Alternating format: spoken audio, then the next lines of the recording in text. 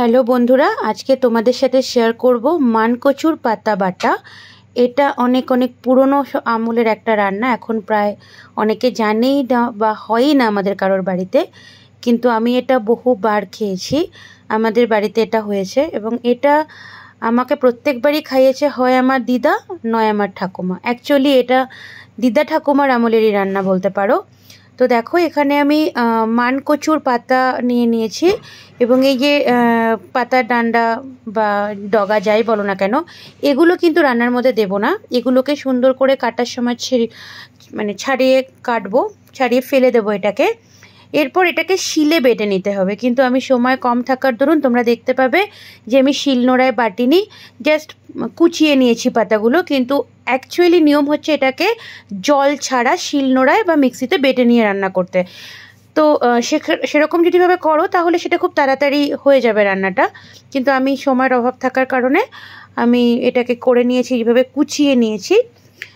দেখতেই পাচ্ছ, বাটিনি। বাটলে আরও বেশি টেস্টি এবং আরও একটা অন্যরকম সুন্দর লুকস আসে। এভাবে করলেও করা যায়। আমরা এর মধ্যে কড়াইতে গরম তেলের মধ্যে কালো জিরে ফোড়ন দিয়েছি, দিয়ে এই পাতাগুলোকে দিয়ে দিয়েছি। তুমি যদি বেটে করো তাহলে তোমরা এর মধ্যে কচুর পাতা বাটা অবস্থায় এর ভেতরে দিয়ে দেবে। দিয়ে নুন দিয়ে দিয়েছি, তাহলে খুব তাড়াতাড়ি পাতাটা নরম আর সেদ্ধ হয়ে যাবে। আর এই রান্নাটা এবার আমাকে গাইড করেছে, আমি রান্নাটা একদমই জানতাম না, গাইড করেছে পুরোটাই আমার মা, কেননা মাও তার শাশুড়ি মায়ের থেকে শিখেছে।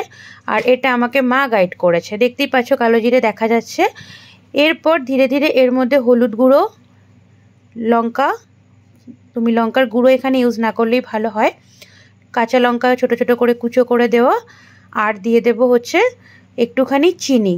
চিনিটা একটু বেশিও দিতে পারো, চিনির জন্য এর কালারটা চেঞ্জ হবে এবং এটা একটা মানে কুড়কুড়ে বা একটু হার্ড তোমার জিনিসটা হবে আর কি, এবং টেস্ট বাড়বে। সবথেকে বড় কথা, চিনিটা দেওয়াতে আমাদের টেস্ট অনেক বেড়ে যাবে। আর এই পুরো রান্নাটাই আমাকে মা শেখাচ্ছিল আর মা গাইডও করে দিচ্ছিল। আর এটা একটু তেল দেবো বেশি করে, কারণ তেলের জন্যই ভাজাটা হবে। আর যদি আমি বেটেও করতাম সেক্ষেত্রেও একই প্রসেস থাকতো, যেটা আমার এই কুচো কুচো করে নিয়েছি পাতাটাকে, এটা জাস্ট বাটা হতো, লাইক ধনে পাতা বাটা। এবার দেখো, আমরা এখানে জিনিসটাকে বেশ মিডল আঁচে রেখে আমরা এটাকে ভাজছি এবং ভাজতে ভাজতে একটা সময় এই লুকসটা আসবে এবং আরও কিছুক্ষণ ভাজবো। এবং এই রান্নাটা বেসিক্যালি ভাত দিয়ে খাওয়ার, কোনোভাবে রুটি দিয়ে নয়। এবং এটার সাথে যেটা দরকার হচ্ছে পাতি লেবু বা কাগজি লেবু। দেখো, এটা হচ্ছে এর ফাইনাল লুকস। এবং এটার পরে আমরা গরম ভাতে আমরা লেবু দিয়ে খাবো এবং এটা মারাত্মক একটা টেস্টি খাবার। আমি বলবো সবাই প্লিজ একবার ট্রাই করো। Thank you.